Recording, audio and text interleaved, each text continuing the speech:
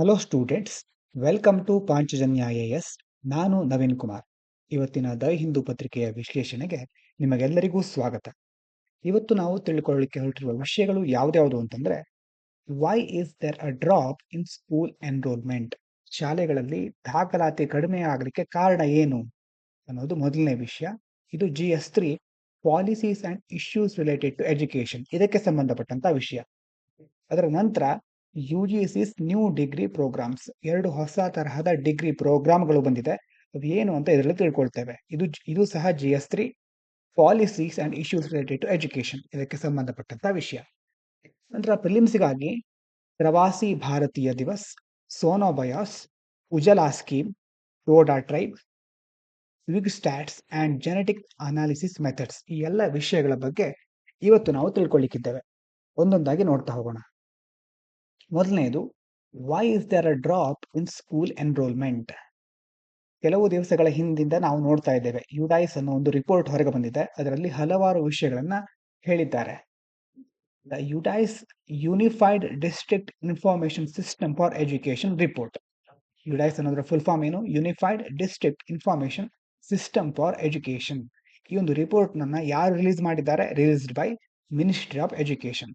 It shows a drop of 1 crore 10 million students in school enrollment between 2018 to 2024. ಏನಾಗಿದೆ ಇಲ್ಲಿ? 2018ರಿಂದ 2024ರ ಒಂದು ಅವಧಿಯಲ್ಲಿ ಶಾಲಾ ದಾಖಲಾತಿಯಲ್ಲಿ ಸುಮಾರು 1 ಕೋಟಿಯಷ್ಟು ಮಕ್ಕಳ ಸಂಖ್ಯೆ ಕಡಿಮೆಯಾಗಿದೆ. ಇದರ ಬಗ್ಗೆ ಈ ರಿಪೋರ್ಟ್ ಕೆಲವು ಮಾಹಿತಿಗಳನ್ನು ಹೇಳುತ್ತೆ. ಆದರೆ ಈಗ ಸರ್ಕಾರ ಏನ್ ಹೇಳ್ತಾ ಇದೆ ಅಂತಂದ್ರೆ, reason for drop explained by the government. ಸರ್ಕಾರದ ಮಿನಿಸ್ಟ್ರಿ ಆಫ್ ಎಜುಕೇಶನ್ ಈ ಒಂದು ರಿಪೋರ್ಟ್ ಅನ್ನು ಬಿಡುಗಡೆ ಮಾಡಿದ್ದು. ಸರ್ಕಾರ ಅದನ್ನು ಸಮರ್ಥಿಸಿಕೊಳ್ತಾ ಇದೆ. ಏನಂತಂದ್ರೆ, old data issues. The 2018-19 data was inflated due to double counting. ಮೊದಲು ಇದ್ದ ಒಂದು ಸಂಖ್ಯೆಗೂ ಈ ರಿಪೋರ್ಟ್ ಆದ ನಂತರ ಆದ ಇಳಿಕೆಗೂ ಮುಖ್ಯವಾದ ಕಾರಣ ಏನು ಅಂತಂದ್ರೆ, ಮೊದಲು 2018-19ರಲ್ಲಿ ಏನು ಕ್ಯಾಲ್ಕುಲೇಷನ್ ಆಗಿತ್ತು, ಅಲ್ಲಿ ಡಬಲ್ ಕೌಂಟಿಂಗ್ ಆಗಿತ್ತು. ಹಾಗಾಗಿ ಆ ಡೇಟಾ ಸ್ವಲ್ಪ ಹೆಚ್ಚಾಗಿ ಇದೆ. ಅದರಲ್ಲಿ ಮಕ್ಕಳ ಸಂಖ್ಯೆಯನ್ನ ಅತಿಯಾಗಿ ತೋರಿಸಿದ್ದಾರೆ ಅಂತ ಈಗ ಸರ್ಕಾರ ಹೇಳ್ತಾ ಇದೆ. Some students were counted in 2 schools, old school and new school. ದಾಖಲಾತಿಯನ್ನ ಬೇರೊಂದು ಶಾಲೆಗೆ ಮಾಡಬೇಕಾದ್ರೆ ಹಳೆಯ ಶಾಲೆಯಲ್ಲಿ ಮತ್ತೆ ಹೊಸ ಶಾಲೆಯಲ್ಲಿ ಎರಡು ಕಡೆ ಆ ಮಕ್ಕಳನ್ನ ಪರಿಗಣಿಸಿದ್ದಾರೆ. ಹೀಗಾಗಿ ಡಬಲ್ ಕೌಂಟಿಂಗ್ ಆಗಿದೆ. ಮತ್ತೆ ಇನ್ನೊಂದೇನಂತಂದ್ರೆ, due to lack of Aadhaar authentication. ಆವಾಗ ಆಧಾರ್ ಲಿಂಕಿಂಗ್ ವ್ಯವಸ್ಥೆ ಇರಲಿಲ್ಲ, ಹೀಗಾಗಿ ಡಬಲ್ ಕೌಂಟಿಂಗ್ ಆಗಿದೆ. ಆ ಹಳೆಯ ಡಾಟಾದಲ್ಲಿ ಇರೋದಕ್ಕಿಂತ ಹೆಚ್ಚು ಮಾಹಿತಿಯನ್ನ, ಹೆಚ್ಚು ಡೀಟೇಲ್ಸ್ ಅನ್ನ ತೋರಿಸಿದ್ದಾರೆ. ಅಷ್ಟು ಮಕ್ಕಳು ನಿಜವಾಗ್ಲೂ ಇಲ್ಲ, ದಾಖಲುಗೊಂಡಿಲ್ಲ ಅಂತ ಸರ್ಕಾರ ಈಗ ಹೇಳ್ತಾ ಇದೆ. ಈಗ ನ್ಯೂ ಸಿಸ್ಟಮ್, ಹೊಸ ಸಿಸ್ಟಮ್ ಏನು ಅಂತಂದ್ರೆ, Aadhaar based verification introduced in 2022-24. 2022-24ರಲ್ಲಿ ಈ ಆಧಾರ್ನ ಒಂದು ವೆರಿಫಿಕೇಶನ್ ಮೆಥಡ್ ಮೇಲೆ ಮಕ್ಕಳ ದಾಖಲಾತಿನ ವೆರಿಫೈ ಮಾಡ್ತಿದ್ದಾರೆ. Corrected the earlier errors, removing duplications. ಇದರಿಂದ ಏನಾಗ್ತಾ ಇದೆ? ಮೊದಲು ಇದ್ದ ಬೇರೆ ಬೇರೆ ತಪ್ಪುಗಳಾಗೋದು ಕಡಿಮೆ ಆಗ್ತಾ ಇದೆ. ಮತ್ತೆ ಡ್ಯೂಪ್ಲಿಕೇಟ್ ಡೇಟಾ ಇಲ್ಲಿ ಪ್ರೊಡ್ಯೂಸ್ ಆಗ್ತಾ ಇಲ್ಲ. ಯಾವುದೇ ಒಂದು ಡೇಟಾ ಮತ್ತೊಮ್ಮೆ ಇಲ್ಲಿ ಮರುಕಳಿಸ್ತಾ ಇಲ್ಲ. The corrected number shows 24.8 crore students instead of the inflated 26 crore. ಈಗ ಮೊದಲು 26 crore ಅಂತ ಒಂದು ಡೇಟಾ ಏನಿತ್ತು, ಅದು ಸರಿಯಾದ ಮಾಹಿತಿ ಅಲ್ಲ. ಈಗ ಆಧಾರ್ ಲಿಂಕ್ ಮಾಡಾದ್ಮೇಲೆ ಈಗ ಬಂದಿದೆಯಲ್ಲ 24.8 crore ಸ್ಟೂಡೆಂಟ್ಸ್ ನಂಬರ್, ಇದೇ ಸರಿಯಾದ ಒಂದು ಅಂಕಿಅಂಶ ಅಂತ ಸರ್ಕಾರ ಹೇಳ್ತಾ ಇದೆ. ಈಗ key issues with the report. ಹಾಗಾದ್ರೆ ರಿಪೋರ್ಟ್ಗೆ ಸಂಬಂಧಪಟ್ಟ ಹಾಗೆ ಕೆಲವೊಂದು ಸಮಸ್ಯೆಗಳಿದೆ. ಏನಂತಂದ್ರೆ, ಅನ್ರಿಲಯಬಲ್ ಬೇಸ್ ಇಯರ್. ಮುಖ್ಯವಾಗಿ ಸರ್ಕಾರ ಹೇಳ್ತಿರೋದು ಯಾವ ಒಂದು ಬೇಸ್ ಇಯರ್ ಅನ್ನ ಇಟ್ಕೊಂಡು? 2018-19. ಅದಕ್ಕೆ ಹೋಲಿಸಿದ್ರೆ ಈ ವರ್ಷ ಮಕ್ಕಳ ಸಂಖ್ಯೆಯಲ್ಲಿ ಬೇರೆ ಒಂದು ಸಂಖ್ಯೆನ ಈ ಒಂದು ರಿಪೋರ್ಟ್ ತೋರಿಸ್ತಾ ಇದೆ ಅಂತ ಸರ್ಕಾರ ಹೇಳ್ತಾ ಇದೆ. ಆದ್ರೆ ಆ ಬೇಸ್ ಇಯರೇ ಕರೆಕ್ಟ್ ಆಗಿ ಇಲ್ಲ ಅಂತ ಇಲ್ಲಿ ವಾದಿಸ್ತಾ ಇದ್ದಾರೆ. ದ 2018-19 ಡೇಟಾ, ಯಾವಾಗ 2018-19 ಡೇಟಾವನ್ನ ಬೇಸ್ ಇಯರ್ ಅಂತ ಕನ್ಸಿಡರ್ ಮಾಡಿದ್ದೇವೆ. It is unreliable because it had inflated numbers. ಸರ್ಕಾರವೇ ಹೇಳ್ತಾ ಇದೆ ಅದರಲ್ಲಿ ಇರೋ ಡೇಟಾ ಇನ್ಫ್ಲೇಟ್ ಆಗಿದೆ, ಇರೋದಕ್ಕಿಂತ ಹೆಚ್ಚು ಡೇಟಾವನ್ನು ಅಲ್ಲಿ ತೋರಿಸಿದ್ದಾರೆ ಅಂತ ಸರ್ಕಾರವೇ ಹೇಳ್ತಾ ಇದೆ. Despite this, current report continues to use it for comparison. ಅಲ್ಲಿರೋ ಡೇಟಾ ಸರಿಯಾಗಿಲ್ಲ ಅಂತ ಹೇಳ್ತಾ ಇರೋದು ಸರ್ಕಾರನೇ, ಆದ್ರೆ ಅದೇ ರಿಪೋರ್ಟ್ ಜೊತೆ ಕಂಪ್ಯಾರಿಸನ್ ಮಾಡ್ತಾ ಇರೋದು ಈಗ ಸರ್ಕಾರವೇ. Making the analysis questionable. ಹಾಗಾಗಿ ಈ ಒಂದು ಪೂರ್ತಿ ಅನಾಲಿಸಿಸ್ ಏನಿದೆ, ಇದು ಸಹ ಒಂದು ಪ್ರಶ್ನೆಯನ್ನ ಎಲ್ಲರಲ್ಲೂ ಮೂಡಿಸ್ತಾ ಇದೆ ಅಂತ. unexplained 37 lakh deficit. Even with the corrected data, there is a new deficit of 37 lakh students between 2022-23 and 2023-24. 2022-23 ಹಾಗೂ 23-24 ನಡುವೆ ಸಹ ಈ ಒಂದು ಡೇಟಾ ಕರೆಕ್ಟ್ ಇದೆ ಅಂತ ಸರ್ಕಾರ ಹೇಳ್ತಾ ಇದೆ. ಆದರೆ ಈ ಮಾಹಿತಿಯಲ್ಲೂ ಸಹ ಸುಮಾರು 37 ಲಕ್ಷ ವಿದ್ಯಾರ್ಥಿಗಳ ಸಂಖ್ಯೆಯಲ್ಲಿ ಏರುಪೇರಾಗಿದೆ. ಹಾಗಾದ್ರೆ ಇದಕ್ಕೆ ಸರ್ಕಾರ ಏನು ಉತ್ತರ ಕೊಡುತ್ತೆ? This drop is not due to errors. ಇದ್ಯಾವುದೋ ತಪ್ಪಿನಿಂದ ಆಗಿದ್ದಲ್ಲ, but the reasons are not explained in the report. ಇದಕ್ಕೆ ಏನು ಕಾರಣ ಅಂತ ಸರ್ಕಾರ ನನ್ನ ವರದಿಯಲ್ಲಿ ಹೇಳಲೇ ಇಲ್ಲ. Missing schools. ಇನ್ನೊಂದು ತೊಂದರೆ ಏನು ಅಂತಂದ್ರೆ, the number of schools assessed decreased from 15 lakh in 2018-19 to 14 lakh in 2023-24. 2018-19 total ಆಗಿ ಎಷ್ಟು ಸ್ಕೂಲನ್ನು ಪರಿಗಣಿಸಿದ್ರು? 15 ಲಕ್ಷ ಸ್ಕೂಲ್ಗಳನ್ನ. ಈಗ ಅದು 14 ಲಕ್ಷಕ್ಕೆ ಇಳಿದಿದೆ. Around 87,000 schools, mostly government schools, are missing from the assessment. ಈ ಒಂದು ಅಸೆಸ್ಮೆಂಟ್ ಅಲ್ಲಿ, ಪರೀಕ್ಷೆಯಲ್ಲಿ, ಸರ್ವೆಯಲ್ಲಿ ಸುಮಾರು 87,000 ಗವರ್ಮೆಂಟ್ ಸ್ಕೂಲ್ಗಳು, ಅಂದ್ರೆ ಹೆಚ್ಚಾಗಿ ಗವರ್ಮೆಂಟ್ ಸ್ಕೂಲ್ಗಳು ಮಿಸ್ ಆಗಿದೆ. These include school in Jammu and Kashmir, Assam, Uttar Pradesh, Madhya Pradesh and Maharashtra. Miss ಆಗಿರೋ ಸ್ಕೂಲ್ಗಳು ಬಹುತೇಕವಾಗಿ ಜಮ್ಮು ಕಾಶ್ಮೀರ, ಅಸ್ಸಾಂ, ಉತ್ತರ ಪ್ರದೇಶ, ಮಧ್ಯಪ್ರದೇಶ, ಮಹಾರಾಷ್ಟ್ರ ಈ ರಾಜ್ಯಗಳಿಗೆ ಸೇರಿವೆ. The report doesn't explain whether these schools were closed, merged or removed for other reasons. Report ನಲ್ಲಿ ಯಾಕೆ ಸ್ಕೂಲ್ ಅನ್ನ ಪರಿಗಣಿಸ್ತಾ ಇಲ್ಲ, ಒಂದ್ ವೇಳೆ ಅವು ಕ್ಲೋಸ್ ಆಗಿದೆಯಾ, ಅಥವಾ ಬೇರೆ ಸ್ಕೂಲ್ ಜೊತೆ ಮರ್ಜ್ ಆಗಿದೆಯಾ, ಅಥವಾ ಅವುಗಳನ್ನ ಯಾವ ಕಾರಣಕ್ಕೆ ರಿಮೂವ್ ಮಾಡಿದ್ದಾರೆ ಅನ್ನೋದ್ರ ಬಗ್ಗೆ ಯಾವುದೇ ಎಕ್ಸ್ಪ್ಲನೇಷನ್, ಯಾವುದೇ ವಿವರಣೆಯನ್ನ ಈ ಒಂದು ರಿಪೋರ್ಟ್ ನಲ್ಲಿ ಕೊಡ್ಲಿಲ್ಲ. ಹಾಗಾಗಿ ಈ ಒಂದು ಆರ್ಟಿಕಲ್ ನ ಆಥರ್ ಬರೆದವರು ಯಾವ್ಯಾವ ಪ್ರಾಬ್ಲಮ್ ಅನ್ನ ಹೇಳ್ತಾ ಇದ್ದಾರೆ ಅಂತಂದ್ರೆ, using unreliable data as a base year. 2018-19 ಸರಿಯಾದ ಮಾಹಿತಿ ಇಲ್ಲ ಆದಂತ ಗವರ್ಮೆಂಟ್ ಹೇಳಿದ್ರು ಸಹ ಅದನ್ನೇ ಇಟ್ಕೊಂಡು ಕಂಪ್ಯಾರಿಸನ್ ಮಾಡ್ತಾ ಇದೆ. It undermines the credibility of the report. ಹೀಗಾಗಿ ಆ ಒಂದು ರಿಪೋರ್ಟಿನ ವಿಶ್ವಾಸಾರ್ಹತೆ ಕಡಿಮೆ ಆಗುತ್ತೆ. The 37 lakh drop in student enrolment in recent years needs proper explanation. 37 lakh ವಿದ್ಯಾರ್ಥಿಗಳ ಸಂಖ್ಯೆ ಕಡಿಮೆ ಆಗಿರೋದಕ್ಕೆ ಸರ್ಕಾರ ಸರಿಯಾದ ವಿವರಣೆಯನ್ನ ಕೊಡಬೇಕು. The disappearance of 87,000 schools raises question about education infrastructure and governance. 87,000 ಸ್ಕೂಲ್ಗಳನ್ನ ಯಾಕೆ ಅದರಲ್ಲಿ ಸೇರಿಸಿಲ್ಲ, ಅವುಗಳ ಬಗ್ಗೆ ನಿಜವಾದ ಮಾಹಿತಿ ಏನು, ಇದೆಲ್ಲವನ್ನ ಆ ರಿಪೋರ್ಟ್ ಅಲ್ಲಿ ಕೊಡ್ಲಿಲ್ಲ. ಹೀಗಾಗಿ ನಮ್ಮ ಶೈಕ್ಷಣಿಕ ಎಜುಕೇಶನ್ ಇನ್ಫ್ರಾಸ್ಟ್ರಕ್ಚರ್, ಶಿಕ್ಷಣಕ್ಕೆ ಸಂಬಂಧಿಸಿದ ಮೂಲಸೌಕರ್ಯ ಹಾಗೂ ಆಡಳಿತದ ಕುರಿತಾಗಿ ಹಲವಾರು ಪ್ರಶ್ನೆಗಳು ಇದರಿಂದ ಏಳುತ್ತವೆ ಅಂತ ಈ ಒಂದು ಆರ್ಟಿಕಲ್ ನ ಸಾರಾಂಶ. ಮುಂದಿನ ಆರ್ಟಿಕಲ್ ಏನ್ ಹೇಳುತ್ತೆ ಅಂತಂದ್ರೆ, UGC's new degree programmes. This article outlines the recent UGC University Grants Commission changes introducing accelerated degree program and extended degree programs as part of India's higher education reforms under the National Education Policy. ಈ national education policy ಅಡಿಯಲ್ಲಿ UGC ಅಂದ್ರೆ university grant commission 2 ಹೊಸದಾದ degree ಪ್ರೋಗ್ರಾಮ್ಗಳನ್ನ ಜಾರಿಗೆ ತರ್ತಾ ಇದೆ. ಅದರ ಹೆಸರೇನು ಅಂತಂದ್ರೆ, ಮೊದಲನೇದು ಎಕ್ಸಲರೇಟೆಡ್ ಡಿಗ್ರಿ ಪ್ರೋಗ್ರಾಮ್, ಎರಡನೇದು ಎಕ್ಸ್ಟೆಂಡೆಡ್ ಡಿಗ್ರಿ ಪ್ರೋಗ್ರಾಮ್. ಏನು ಹಾಗಾದ್ರೆ ಅಂತ ನೋಡೋಣ. Accelerated degree programme, completion of a degree, for example BA honours, in a reduced time frame such as 2 years instead of conventional 3 years. Accelerated ಅಂತಂದ್ರೆ ಬಹಳ ವೇಗವಾಗಿ, ಈಗ ಸಾಂಪ್ರದಾಯಿಕವಾಗಿ ಅಥವಾ ಮೊದಲೆಲ್ಲ 3 ವರ್ಷಕ್ಕೆ ಡಿಗ್ರಿಯನ್ನ ಮುಗಿಸ್ತಾ ಇದ್ರು, ಅದರ ಬದಲು 2 ವರ್ಷಕ್ಕೆ ಡಿಗ್ರಿಯನ್ನ ಮುಗಿಸ್ಲಿಕ್ಕೆ ಅವಕಾಶ ಕೊಡೋದು. It allows students fast track their education and join the workforce sooner. ಹೀಗಾದಾಗ ಏನಾಗುತ್ತೆ, ಯಾರಿಗೋ ಒಬ್ರಿಗೆ, ಯಾವುದೋ ಬಡ ವಿದ್ಯಾರ್ಥಿಗಳಿಗೆ ಬೇಗ ವಿದ್ಯೆಯನ್ನ, ಶಿಕ್ಷಣವನ್ನ ಮುಗಿಸ್ಕೊಂಡು ಆದಷ್ಟು ಬೇಗ ಕೆಲಸಕ್ಕೆ ಸೇರ್ಕೊಳ್ಬೇಕು ಅನ್ನುವಂತ ಒಂದು ಆಸೆ ಇರುತ್ತೆ. ಈ ಒಂದು ಎಕ್ಸಲರೇಟೆಡ್ ಡಿಗ್ರಿ ಪ್ರೋಗ್ರಾಮ್ ಇಂದ 3 ವರ್ಷದ ಡಿಗ್ರಿಯನ್ನ 2 ವರ್ಷಕ್ಕೆ ಮುಗಿಸಿ ಆದಷ್ಟು ಬೇಗ ಅವರು ಕೆಲಸಕ್ಕೆ ಸೇರ್ಕೋಬಹುದು. ಎರಡನೇದು ಎಕ್ಸ್ಟೆಂಡೆಡ್ ಡಿಗ್ರಿ ಪ್ರೋಗ್ರಾಮ್. ಇದೇನ್ ಹೇಳುತ್ತೆ, flexible extension of a degree programme allowing students to complete the same degree over a longer period, example 5 years. ಮೊದಲನೇದು ಎಕ್ಸಲರೇಟೆಡ್ ಅಂತಂದ್ರೆ ಬಹಳ ಬೇಗ ಮುಗಿಸೋದು. ಇಲ್ಲಿ ಎಕ್ಸ್ಟೆಂಡೆಡ್ ಅಂತಂದ್ರೆ ಇನ್ನೂ ಹೆಚ್ಚು ದಿನ ತಗೊಳ್ಬಹುದು ಒಂದು ಡಿಗ್ರಿಯನ್ನ ಮುಗಿಸ್ಲಿಕ್ಕೆ. ಇಲ್ಲೇನಾಗುತ್ತೆ, 3 ವರ್ಷದ ಡಿಗ್ರಿಯನ್ನ ನೀವು 5 ವರ್ಷ ತೆಗೆದುಕೊಂಡು ಮುಗಿಸಬಹುದು. ಅಂದ್ರೆ ಅದರಿಂದ ಒಂದೇ ಸೇಮ್ ಡಿಗ್ರಿಯನ್ನ ನೀವು ಹೆಚ್ಚು ದಿನಗಳ ಕಾಲ ತೆಗೆದುಕೊಂಡು ನಿಮಗೆ ಬೇಕಾದ ಹಾಗೆ ಅದನ್ನು ಮುಗಿಸ್ಕೊಳ್ಬಹುದು. Aimed at academically inclined students who prefer an in depth learning process or engage in research. ಮುಖ್ಯವಾಗಿ ಈ ಒಂದು ಎರಡನೇದು ಎಕ್ಸ್ಟೆಂಡೆಡ್ ಡಿಗ್ರಿ ಪ್ರೋಗ್ರಾಮ್ ಅನ್ನ ಯಾಕೆ ತಂದಿದ್ದಾರೆ ಅಂತಂದ್ರೆ, ಕೆಲವರಿಗೆ ಓದೋದ್ರಲ್ಲಿ ಅಥವಾ ರಿಸರ್ಚ್ ಫೀಲ್ಡ್ಗೆ ಹೋಗೋದ್ರಲ್ಲಿ ಅಥವಾ ಹೆಚ್ಚಿನ ವ್ಯಾಸಂಗವನ್ನ ಮಾಡಲಿಕ್ಕೆ ಆಸಕ್ತಿ ಇರುತ್ತೆ. ಅಂಥವರು ಬಹಳ ಬೇಗ ಮುಗಿಸಿದ್ರೆ ಅದರಲ್ಲಿ ಡೀಪ್ ಆದ ನಾಲೆಜ್ ತಗೊಂಡು ಬಹಳ ಆಳವಾದ ಅಧ್ಯಯನ ಮಾಡಿ ಮುಂದಿನ ಹಂತಕ್ಕೆ ಹೋಗಲಿಕ್ಕೆ ಪ್ರಯತ್ನ ಪಡ್ತಾ ಇರ್ತಾರೆ. ಅಂಥವರಿಗೋಸ್ಕರ ಎಕ್ಸ್ಟೆಂಡೆಡ್ ಡಿಗ್ರಿ ಪ್ರೋಗ್ರಾಮ್ ಅನ್ನ ಜಾರಿಗೊಳಿಸ್ತಾ ಇದ್ದಾರೆ. ಮುಖ್ಯವಾಗಿ ಉದ್ದೇಶ ಏನು? Purpose provide flexibility for students to tailor their academic journeys. ಮುಖ್ಯವಾಗಿ ನಮ್ಮ ಶಿಕ್ಷಣ ವ್ಯವಸ್ಥೆಯನ್ನ ವಿದ್ಯಾರ್ಥಿಗಳಿಗೆ ತಕ್ಕ ಹಾಗೆ, ಅವರವರ ಸಾಮರ್ಥ್ಯಕ್ಕೆ ತಕ್ಕ ಹಾಗೆ ಅವರಿಗೆ ಬೇಕಾದ ಶಿಕ್ಷಣ ವ್ಯವಸ್ಥೆಯನ್ನು ರೂಪಿಸುವುದು ಇದರ ಉದ್ದೇಶ. Align Indian higher education with international standards to facilitate global mobility. ಭಾರತದ ಶಿಕ್ಷಣ ವ್ಯವಸ್ಥೆಯನ್ನ ಜಾಗತಿಕ ಮಟ್ಟಕ್ಕೆ, ಆ ಒಂದು ಗುಣಮಟ್ಟವನ್ನ ಭಾರತದಲ್ಲೂ ತರೋದು ಇದರ ಉದ್ದೇಶ.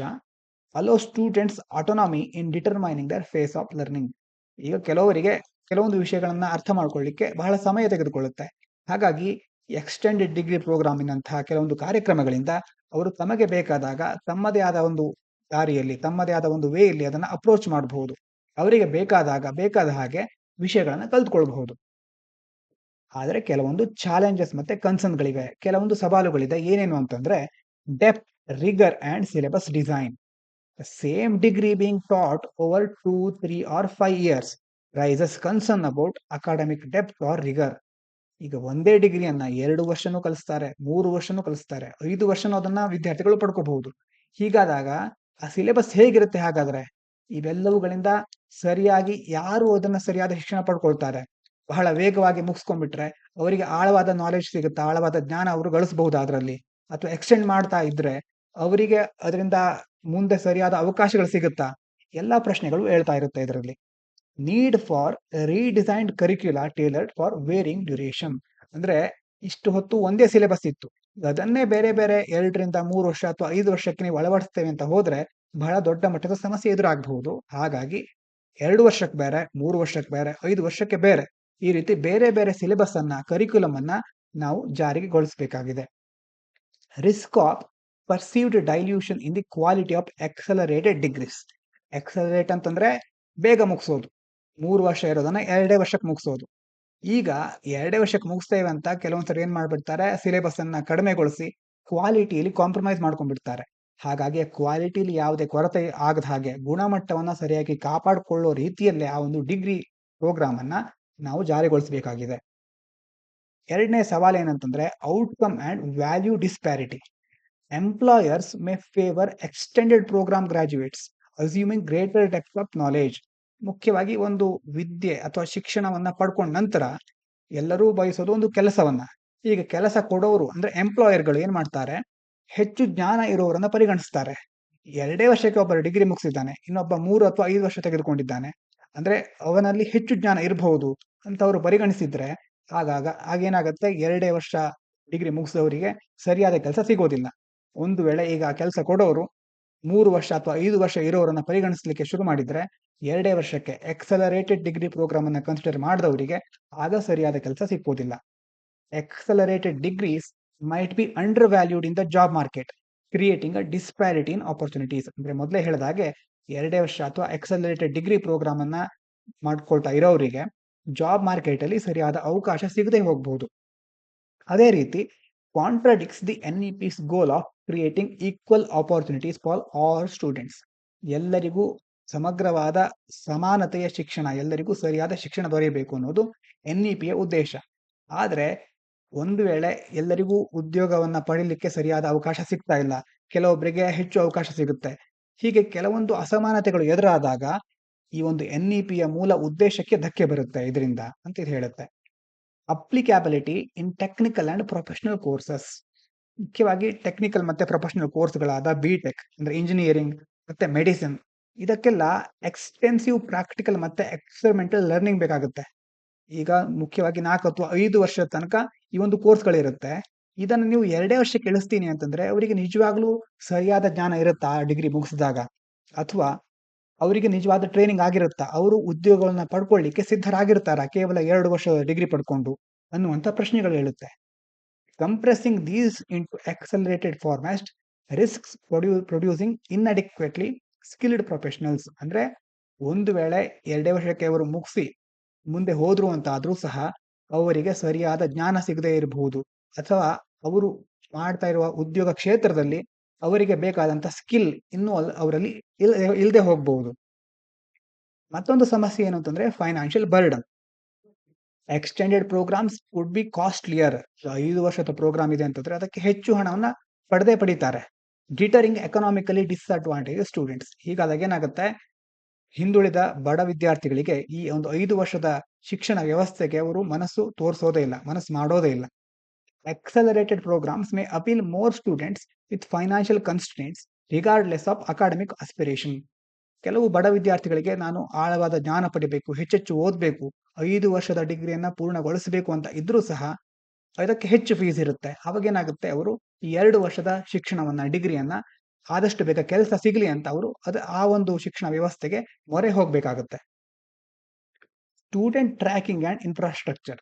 Difficulty in tracking students' academic progress, credits and course completion across varied timelines. ಮೊದಲೇ ಹೇಳಿದಾಗೆ ಸುಮಾರು 2 ವರ್ಷ, 3 ವರ್ಷ, 5 ವರ್ಷ ಈ ತರ ಬೇರೆ ಬೇರೆ ಸಿಸ್ಟಮ್ ಇಟ್ಕೊಂಡ್ಬಿಟ್ರೆ ಆ ಒಂದು ಪ್ರತಿ ಒಂದು ಸಿಸ್ಟಮಿಗೂ ಯಾವ ಸ್ಟೂಡೆಂಟ್ಸ್ ಯಾವಾಗ ಎನ್ರೋಲ್ ಆಗಿದ್ದಾರೆ ಅಂದ್ರೆ ಸಿಸ್ಟಮ್ ಅನ್ನ ಇನ್ನೂ ಕಾಂಪ್ಲೆಕ್ಸ್ ಮಾಡ್ಕೊಳ್ತಾ ಹೋಗ್ತಾ ಇದ್ದೇವೆ ಅಂತ. ಅವಾಗ ಏನಾಗುತ್ತೆ, ಸ್ಟೂಡೆಂಟ್ಗಳನ್ನ ಟ್ರ್ಯಾಕ್ ಮಾಡ್ಕೊಳ್ಳಿಕ್ಕೆ ಸ್ವಲ್ಪ ಹೆಚ್ಚು ಕಷ್ಟ ಆಗಬಹುದು. ಅವರ ಅಕಾಡೆಮಿಕ್ ಪ್ರೋಗ್ರೆಸ್ ಹೇಗಿದೆ, ಅವರಿಗೆ ಸರಿಯಾಗಿ ಕ್ರೆಡಿಟ್ ಸಿಗ್ತಾ ಇದೆಯಾ, ಮತ್ತೆ ಬೇರೆ ಬೇರೆ ಕೋರ್ಸ್ಗಳನ್ನ ಅವರು ಸರಿಯಾಗಿ ಕಂಪ್ಲೀಟ್ ಮಾಡ್ತಾ ಇದ್ದಾರಾ, ಹಲವಾರು ಸಮಸ್ಯೆಗಳು ಅದರಿಂದ ಎದುರಾಗುತ್ತೆ. ಈ ಎಲ್ಲದಕ್ಕೂ ರೆಡಿಯಾಗೆ ನಾವು ಮುಂದಿನ ಕ್ರಮಗಳನ್ನು ಕೈಗೊಳ್ಳಬೇಕಾಗುತ್ತೆ. Requires a robust digital infrastructure to centralise and streamline data for diverse institutions. ಮೊದಲೇ ಹೇಳಿದಾಗೆ ಇದು ಕಾಂಪ್ಲೆಕ್ಸ್ ಆಗಿರೋದ್ರಿಂದ ಇದಕ್ಕೆ ಮೊದಲೇ ನಾವು ಅದಕ್ಕೆ ಬೇಕಾದ ಮೂಲ ಸೌಕರ್ಯಗಳನ್ನ ಸಿದ್ಧಪಡಿಸ್ಕೋಬೇಕು. ಹಾಗಾದಾಗ ಮಾತ್ರ ಇಂಥ ಕ್ರಮಗಳಿಗೆ ನಾವು ಮುಂದಾಗಬೇಕು. ಅಂದ್ರೆ ಆವಾಗ ಒಂದು ಹಂತದಲ್ಲಿ ನಾವು ಇಡೀ ಒಂದು ಮಾಹಿತಿನ ಸೆಂಟ್ರಲೈಸ್ ಮಾಡಿ ಒಂದು ಕಡೆಯಿಂದ ಪ್ರತಿಯೊಂದನ್ನು ನಿಭಾಯಿಸಲಿಕ್ಕೆ ಸಾಧ್ಯ ಆಗುತ್ತೆ. ಅಥವಾ ಅದು ಹೇಗೇಗೋ ಆಗಿ ಒಂದು ಯಾವುದು ಉಪಯೋಗಕ್ಕೆ ಬರದೇ ಇರೋ ತರ ಆಗ್ಬಿಡುತ್ತೆ. Academic guidance. Student might lack awareness about the long-term implication of choosing accelerated versus extended programs. ಯಾವುದೊಂದು ಹೊಸ ಒಂದು ಕಾಯ್ದೆ ಬಂತು ಅಥವಾ ಹೊಸ ಒಂದು ಪ್ರೋಗ್ರಾಮ್ ಬಂತು ಅಂತಾದ್ರೆ ಈಗ ಅದನ್ನ ಜಾಯ್ನ್ ಆಗ್ತಾ ಇರೋರಿಗೆ ಅದರ ಲಾಂಗ್ ಟರ್ಮ್ ಬೆನಿಫಿಟ್ಸ್ಗಳು ಅಥವಾ ಅದರಿಂದ ಏನು ಡಿಸ್ಅಡ್ವಾಂಟೇಜ್ ಇದೆ ಅನ್ನೋದು ಗೊತ್ತೇ ಆಗಲ್ಲ. ಯಾಕಂದ್ರೆ ಇದು ಹೊಸದಾಗಿ ಮಾರುಕಟ್ಟೆಗೆ ಬಂದಿರುತ್ತೆ. ವಿದ್ಯಾರ್ಥಿಗಳಿಗೆ ನಾನು ಯಾವ್ದನ್ನ ಚೂಸ್ ಮಾಡಬೇಕು ಅನ್ನೋ ಕನ್ಫ್ಯೂಷನ್ ಅಲ್ಲಿ ಅವ್ರು ಯಾವಾಗಲೂ ಇರ್ತಾರೆ. ಆ ಒಂದು ಅವೇರ್ನೆಸ್ ಅವರಿಗೆ ಸಿಗ್ತಾ ಇರೋದಿಲ್ಲ. The robust system of academic counseling is needed to guide students in making informed decision. ಹೀಗಾದಾಗ ಏನ್ ಮಾಡಬೇಕು, ಆ ವಿದ್ಯಾರ್ಥಿಗಳಿಗೆ ಸರಿಯಾಗಿ ಕೌನ್ಸಿಲಿಂಗ್ ಅನ್ನ ಬೇರೆ ಬೇರೆ ಶಿಕ್ಷಣಕ್ಕೆ ಅಥವಾ ಕರಿಯರ್ ಕೌನ್ಸಿಲಿಂಗ್ ಅನ್ನ ಮುಂತಾದನ್ನ ಕೊಡುವ ಮೂಲಕ ಅವರಿಗೆ ತಕ್ಕದಾದ ಡಿಗ್ರಿ ಪ್ರೋಗ್ರಾಮ್ ಅನ್ನ ಅವರು ಆಯ್ಕೆ ಮಾಡ್ಕೊಳ್ಳಿಕ್ಕೆ ಅವಕಾಶ ಮಾಡಿ ಕೊಡಬೇಕು. ಇನ್ನೊಂದು teacher training and pedagogical adjustment. ಇಲ್ಲೇನಾಗುತ್ತೆ ಅಂತಂದ್ರೆ teachers need to adapt to delivering the same content in compressed or extended formats. ಈಗ ಶಿಕ್ಷಣ ವ್ಯವಸ್ಥೆಯನ್ನ ಬೇರೆ ಬೇರೆ ಚೇಂಜ್ ಮಾಡಬಹುದು 2, 3, 5 ವರ್ಷಕ್ಕೆ. ಆದ್ರೆ ಟೀಚರ್ಸ್ ಅವರೇ ಇರ್ತಾರಲ್ವಾ, ಟೀಚರ್ಸ್ ಒಂದೇ ಸಿಲೆಬಸ್ ಅನ್ನ 2 ವರ್ಷ ಮುಗಿಸೋರಿಗೂ ಹೇಳ್ಬೇಕಾಗುತ್ತೆ, 3 ವರ್ಷಕ್ಕೆ ಮುಗಿಸೋರಿಗೂ ಹೇಳ್ಬೇಕಾಗುತ್ತೆ, 5 ವರ್ಷ ಎಕ್ಸ್ಟೆಂಡ್ ಮಾಡ್ತಾ ಇರೋರಿಗೂ ಹೇಳ್ಬೇಕಾಗುತ್ತೆ. ಹೀಗಾಗಿ ಅವರು ಇನ್ನಷ್ಟು ಜಾಗ್ರತೆ ವಹಿಸ್ಕೋಬೇಕು. ಯಾವ್ಯಾವ ಒಂದು ಪದ್ಧತಿನ ಯಾರ್ಯಾರು ಆಯ್ಕೆ ಮಾಡ್ಕೊಂಡಿದ್ದಾರೋ ಅವರಿಗೆ ಸರಿಯಾಗಿ ಶಿಕ್ಷಣವನ್ನ ನೀಡಬೇಕಾಗುತ್ತೆ. Lack of preparedness could compromise the quality of instruction. ಹಾಗಾಗಿ ಒಂದು ವೇಳೆ ಅವರು ಪ್ರಿಪೇರ್ ಆಗದೆ ಇದ್ರೆ, ಅವರಿಗೆ ಸರಿಯಾದ ಟ್ರೈನಿಂಗ್ ಇಲ್ಲದೆ ಇದ್ರೆ ಈ ಒಂದು ಶಿಕ್ಷಣದ ಗುಣಮಟ್ಟದಲ್ಲಿ ಆ ಒಂದು ಕ್ವಾಲಿಟಿಯಲ್ಲಿ ಕಾಂಪ್ರಮೈಸ್ ಮಾಡ್ಕೋಬೇಕಾಗುತ್ತೆ. ಇವಿಷ್ಟು ಈ ಆರ್ಟಿಕಲ್ನ ಸಾರಾಂಶ. ಮುಂದಿನ ವಿಷಯ ಪ್ರವಾಸಿ ಭಾರತೀಯ ದಿವಸ್ ಅಥವಾ PBD. It's an important event that celebrates the contributions of the Indian diaspora to the development of India.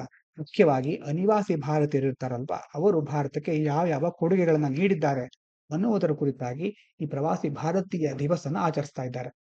Historical significance, ಇದರ ಒಂದು ಐತಿಹಾಸಿಕ ಮಹತ್ವ ಏನು ಅಂತಂದ್ರೆ celebrated annually on the 9th January to mark the return of Mahatma Gandhi to India in 1915 from South Africa. ಯಾವ ಒಂದು ಉದ್ದೇಶಕ್ಕೋಸ್ಕರ ಯಾವ ಒಂದು ಐತಿಹಾಸಿಕ ಘಟನೆಯನ್ನ ಇಟ್ಕೊಂಡು ಮಾಡ್ತಾ ಇದ್ದಾರೆ, ಮಹಾತ್ಮ ಗಾಂಧಿಯವರು ದಕ್ಷಿಣ ಆಫ್ರಿಕಾದಿಂದ ಭಾರತಕ್ಕೆ ವಾಪಸ್ ಬಂದರು 1915ರಲ್ಲಿ. ಆ ಡೇಟ್ ಯಾವುದು ಅಂತಂದ್ರೆ 9th January, ಅಂದ್ರೆ ನಾಳೆ. ಆ ಒಂದು ದಿನ ಈ ಪ್ರವಾಸಿ ಭಾರತೀಯ ದಿವಸನ ಆಚರಿಸ್ತಾ ಇದ್ದಾರೆ. ಗಾಂಧಿ's return is considered a transformative movement that shifted Indian nationalism to the Gandhian model. ಯಾವಾಗ ಗಾಂಧಿಯವರು ಬಂದ್ರೋ ಆಗೇನಾಯಿತು, ಭಾರತದ ಸ್ವಾತಂತ್ರ್ಯ ಹೋರಾಟಕ್ಕೆ ಹೊಸ ಬಲ ಸಿಕ್ತು. ಸಂಪೂರ್ಣವಾಗಿ ಹೊಸದಾದ ಒಂದು ದಿಕ್ಕಿನಲ್ಲಿ ಭಾರತದ ಹೋರಾಟ ಮುಂದುವರಿಯಿತು. ಮುಖ್ಯವಾಗಿ ಈ ಒಂದು ಪರ್ಪಸ್, ಈ ಒಂದು ಕಾರ್ಯಕ್ರಮದ ಉದ್ದೇಶ ಏನು ಅಂತಂದ್ರೆ, honour contributions of non resident Indians and persons of Indian origin to India's progress. ಇದರಲ್ಲಿ ಏನ್ ಮಾಡ್ತಾರೆ, ಅನಿವಾಸಿ ಭಾರತೀಯರು ಹಾಗೂ ಭಾರತೀಯ ಮೂಲದ ವಿದೇಶಿಯರು ಎಲ್ಲರೂ ಭಾರತಕ್ಕೆ ನೀಡಿದ ಕೊಡುಗೆಯನ್ನ ಅದಕ್ಕೆ ಪುರಸ್ಕಾರ ನೀಡಲಿಕ್ಕೆ ಬೇರೆ ಬೇರೆ ಭಾರತೀಯರಿಗೆ, ಬೇರೆ ದೇಶದಲ್ಲಿರೋ ಭಾರತೀಯರನ್ನ ಪುರಸ್ಕರಿಸಲಾಗುತ್ತೆ. ಇದರಲ್ಲಿ strengthen the link between India and its diaspora, recognising the role in making India global leader. ಮುಖ್ಯವಾಗಿ ಬೇರೆ ದೇಶದಲ್ಲಿರೋ ಭಾರತೀಯರಿಗೆ ಒಂದು ಬಲವನ್ನ ತುಂಬಿ ಭಾರತ ಜಾಗತಿಕ ಮಟ್ಟದಲ್ಲಿ ಒಂದು ಉತ್ತಮವಾದ, ಅದ್ಭುತವಾದ ನಾಯಕ ಅಂತ ಪ್ರತಿಪಾದಿಸಲಿಕ್ಕೆ ಇದರಿಂದ ಸಾಧ್ಯ ಆಗುತ್ತೆ. Event theme for this year, ಈ ವರ್ಷದ ಥೀಮ್ ಏನು ಅಂತಂದ್ರೆ, diasporic contribution to Viksit Bharat ಅಥವಾ developed India, focuses on leveraging the diasporic skills and investment for India's holistic development. ಭಾರತದ ಸಮಗ್ರ ಅಭಿವೃದ್ಧಿಗೆ ಅನಿವಾಸಿ ಭಾರತೀಯರು ಯಾವ ರೀತಿಯಲ್ಲಿ ಕೊಡುಗೆ ನೀಡ್ತಾ ಇದ್ದಾರೆ ಅನ್ನೋದ್ರ ಕುರಿತು ಈ ಒಂದು ಥೀಮ್ ಅನ್ನ ಇಟ್ಕೊಂಡಿದ್ದಾರೆ. ಇನ್ನು ಕಾರ್ಯಕ್ರಮದ ವೆನ್ಯೂ ಮತ್ತೆ ಫ್ರೀಕ್ವೆನ್ಸಿ ನೋಡೋದಾದ್ರೆ, the 2025 edition is being held in Odisha. ಒಡಿಶಾದಲ್ಲಿ 2025ರ ಎಡಿಷನ್ ನಡೀತಾ ಇದೆ. Earlier it was hosted in Indore, Madhya Pradesh. ಹಿಂದೆ ಇದು ಮಧ್ಯಪ್ರದೇಶದ ಇಂದೋರ್ನಲ್ಲಿ ನಡೀತಿತ್ತು. PBD was initially celebrated biannually, ಅಂತಂದ್ರೆ ಮೊದಲು 2 ವರ್ಷಕ್ಕೊಮ್ಮೆ ಇದು ನಡೀತಾ ಇತ್ತು. But is now held annually, ಈಗ ಪ್ರತಿ ವರ್ಷವೂ ಈ ಒಂದು ಕಾರ್ಯಕ್ರಮವನ್ನು ನಡೆಸ್ತಾ ಇದ್ದಾರೆ. ಮುಂದಿನ ವಿಷಯ ಸೋನಾ ಬಯಾಸ್. ಯಾಕೆ ನ್ಯೂಸ್ ಇದೆ ಅಂತಂದ್ರೆ, India and the US to co-produce sonobuoys for the Indian navy enhance undersea domain awareness. Bharat ಮತ್ತು ಅಮೆರಿಕ ಎರಡು ದೇಶಗಳು ಒಟ್ಟಾಗಿ ಸೇರಿ ಸೋನಾ ಬಯಾಸ್ ಅನ್ನುವ ಒಂದು ಸಾಧನವನ್ನ ಈಗ ಡೆವಲಪ್ ಮಾಡ್ತಾ ಇದ್ದಾರೆ. ಅದು ಏನ್ ಮಾಡುತ್ತೆ ಅಂತಂದ್ರೆ, ಭಾರತೀಯ ನೌಕಾನೆಲೆ ಮತ್ತು ಅಂಡರ್ ಸಿ ಡೊಮೇನ್ ಅವೇರ್ನೆಸ್, ಸಮುದ್ರದೊಳಗೆ ಬೇರೆ ಬೇರೆ ಡೊಮೇನ್ಗಳಿಗೆ ಕುರಿತಾದ ಅವೇರ್ನೆಸ್ ಅನ್ನ, ಅದರ ಕುರಿತಾಗಿ ಮಾಹಿತಿನ ನೀಡಲಿಕ್ಕೆ ಒಂದು ಸೋನಾ ಬಯಾಸ್ ಅನ್ನು ಯೂಸ್ ಮಾಡ್ತಾರೆ. ಅಂದ್ರೆ ಏನು ಸೋನಾ ಬಯಾಸ್ ಅಂತಂದ್ರೆ, what are Sona bias? Small ಎಕ್ಸ್ಪೆಂಡೆಬಲ್ acoustic sensors for under water surveillance. Acoustic sensor ಅಂತಂದ್ರೆ ಅದು ಸೌಂಡ್ ವೇವ್ಸ್ ಅನ್ನ ಕಳಿಸಿ ಅದು ವಾಪಸ್ ಬಂದ್ರೆ ಅದನ್ನ ಹಿಡಿದಿಟ್ಕೊಳ್ಳೋದು, ಅಥವಾ ಬೇರೆ ಬೇರೆ ವಸ್ತುಗಳಿಂದ ಬರುವಂತಹ ಸೌಂಡ್ ವೇವ್ಸ್ ಅನ್ನ ಸೆನ್ಸರ್ ಮೂಲಕ ಗ್ರಹಿಸೋದು ಅದ್ರ ಕೆಲಸ. ಅದರಿಂದ ಏನ್ ಮಾಡಬಹುದು, ಅಂಡರ್ ವಾಟರ್ ಸರ್ವೆಲೆನ್ಸ್, ನೀರಿನ ಒಳಗಡೆ, ಸಮುದ್ರದ ಒಳಗಡೆ ಬೇರೆ ಬೇರೆ ಸರ್ವೆಗಳನ್ನ ಮಾಡಬಹುದು. ಸರಿಯಾದ ಬೇರೆ ಬೇರೆ ಪೊಲೀಸಿಂಗ್ ಕಾರ್ಯಕ್ರಮ, ಅಂದ್ರೆ ಬೇರೆ ಬೇರೆ ರೀತಿಯ ರಕ್ಷಣಾ ಕಾರ್ಯಕ್ರಮಗಳನ್ನ ಅದರಿಂದ ಕೈಗೊಳ್ಳಬಹುದು. Detect and track ships and submarines. ಇದರಿಂದ ಏನ್ ಮಾಡಬಹುದು, ಬೇರೆ ಬೇರೆ ಶಿಪ್ಸ್ ಮತ್ತೆ ಸಬ್ಮರೀನ್ಗಳನ್ನ ಡಿಟೆಕ್ಟ್ ಮಾಡಿ ಅವುಗಳನ್ನ ಟ್ರ್ಯಾಕ್ ಮಾಡಲಿಕ್ಕೆ ಸಾಧ್ಯ ಆಗುತ್ತೆ. ಹೇಗೆ ವರ್ಕ್ ಆಗುತ್ತೆ ಅವು? How they work? Dropped by naval helicopters or aircraft into water. ಮೇಲ್ಗಡೆ ಇಮೇಜ್ ನೋಡ್ತಾ ಇದ್ದೀರಲ್ವಾ, ಒಂದು ಏರ್ಕ್ರಾಫ್ಟ್ ಅಥವಾ ಹೆಲಿಕಾಪ್ಟರ್ ಇಂದ ಅವುಗಳನ್ನ ನೀರಿನ ಮೇಲೆ ಡ್ರಾಪ್ ಮಾಡ್ತಾರೆ, ನೀರಿನ ಮೇಲೆ ಅದನ್ನ ಬೆಳೆಸ್ತಾರೆ. Deploy automatically and send data to aircraft or ships. ಆಮೇಲೆ ಅದು ಆಟೋಮೆಟಿಕ್ ಆಗಿ ಡಿಪ್ಲಾಯ್ ಆಗುತ್ತೆ, ತೆಗೆದುಕೊಂಡ ಮಾಹಿತಿಯನ್ನ ಏರ್ಕ್ರಾಫ್ಟ್ ಅಥವಾ ಶಿಪ್ಪಿಗೆ ಸೆಂಡ್ ಮಾಡುತ್ತೆ. ಸೆನ್ಸರ್ಸ್ ಗೋ ಅಂಡರ್ ವಾಟರ್. ಅದರೊಳಗಡೆ ಸೆನ್ಸರ್ ಇರುತ್ತಲ್ವಾ, ಅದು ನೀರಿನ ಒಳಗಡೆ ಹೋಗಿ ಮೇಲ್ಗಡೆ ಇರೋ ಫ್ಲೋಟಿಂಗ್ ಸಿಸ್ಟಮ್ಗೆ ಒಂದು ಟ್ರಾನ್ಸ್ಮಿಟರ್ ಇರುತ್ತೆ, ಅದು ಮೇಲೆ ಇರುತ್ತೆ, ಅದಕ್ಕೆ ಡೇಟಾ, ಅದರ ಮೂಲಕ ಡೇಟಾವನ್ನ ಕಳಿಸ್ತಾರೆ. ಟೈಪ್ಸ್, ಇದರಲ್ಲಿ ಯಾವ್ಯಾವ ಟೈಪ್ ಇದೆ ಅಂತಂದ್ರೆ, ಆಕ್ಟಿವ್, ಪ್ಯಾಸಿವ್, ಸ್ಪೆಷಲ್ ಪರ್ಪಸ್.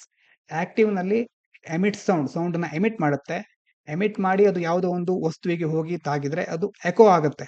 ಆ ಎಕೋ ಅನ್ನ ಇದು ವಾಪಸ್ ಲಿಸನ್ ಮಾಡುತ್ತೆ, ಅದನ್ನ ಕೇಳಿಸ್ಕೊಳ್ಳುತ್ತೆ, ಸೆಂಡ್ ಬ್ಯಾಕ್ ಡೇಟಾ, ಮತ್ತೆ ಆ ಡೇಟಾವನ್ನ ಬೇರೆ ಅವಶ್ಯಕವಾದ ಉದ್ದೇಶಗಳಿಗೆ ಆ ಡೇಟಾವನ್ನ ಸೆಂಡ್ ಮಾಡುತ್ತೆ. ಪ್ಯಾಸಿವ್ ಅಂತಂದ್ರೆ listen for submarine sounds and send data. Active ಅಲ್ಲಿ ಇದೇ ಕಳಿಸ್ತಾ ಇತ್ತು, ಮೊದಲು ಸೌಂಡ್ ಅನ್ನ ಎಮಿಟ್ ಮಾಡ್ತಾ ಇತ್ತು. ಪ್ಯಾಸಿವ್ ಅಲ್ಲಿ ಜಸ್ಟ್ ಲಿಸನ್ ಮಾಡೋದು ಇದ್ರ ಕೆಲಸ, ಅದರ ಒಂದು ಡೇಟಾವನ್ನ ಕಳಿಸೋದು. ಆಮೇಲೆ ಸ್ಪೆಷಲ್ ಪರ್ಪಸ್ ಅಲ್ಲಿ measure environmental data like water temperature and noise levels. Special purpose ಅಂತಂದ್ರೆ ಕೆಲವೊಂದು ಪರಿಸರಕ್ಕೆ ಸಂಬಂಧಿಸಿದ ಮಾಹಿತಿಯನ್ನ, ಅಂದ್ರೆ ನೀರಿನ ಒಂದು ಉಷ್ಣತೆ ಎಷ್ಟಿದೆ, ಮತ್ತೆ ಬೇರೆ ಬೇರೆ ನಾಯ್ಸ್ ಲೆವೆಲ್, ಅದರ ಬೇರೆ ಆ ನೀರಿನೊಳಗಡೆ ಬೇರೆ ಬೇರೆ ನಾಯ್ಸ್ ಲೆವೆಲ್ ಹೇಗಿದೆ ಅನ್ನೋದೆಲ್ಲವನ್ನ ಇದು ಕಂಡು ಹಿಡಿಯುತ್ತೆ, ಆ ಒಂದು ಮಾಹಿತಿಯನ್ನ ಸೆಂಡ್ ಮಾಡುತ್ತೆ. ಯೂಸ್ ಏನೇನು? ಆಂಟಿ ಸಬ್ಮರಿನ್ ವಾರ್ಫೇರ್, ಬೇರೆ ದೇಶದ ಸಬ್ಮರಿನ್ ವಿರುದ್ಧ ಹೋರಾಡಲಿಕ್ಕೆ ಇದನ್ನ ಬಳಸಬಹುದು. Scientific research and marine studies, ಮುಖ್ಯವಾಗಿ ವೈಜ್ಞಾನಿಕ ಉದ್ದೇಶಗಳಿಗೆ ಅಥವಾ ಸಮುದ್ರದೊಳಗಿನ ಬೇರೆ ಬೇರೆ ಸ್ಟಡೀಸ್ಗಳಿಗೆ ಇದನ್ನ ಟ್ರ್ಯಾಕಿಂಗ್ ವೇಲ್ಸ್, ಅಂದ್ರೆ ವೇಲ್ಗಳನ್ನ, ನೀಲಿ ತಿಮಿಂಗಿಲಗಳನ್ನ ಟ್ರ್ಯಾಕ್ ಮಾಡಲಿಕ್ಕೆ ಹಲವಾರು ಉದ್ದೇಶಗಳಿಗೆ ಈ ಒಂದು, ಇದರ ಹೆಸರೇನು, ಸೋನಾ ಬಯಾಸ್ ಅನ್ನ ನಾವು ಬಳಸಬಹುದು.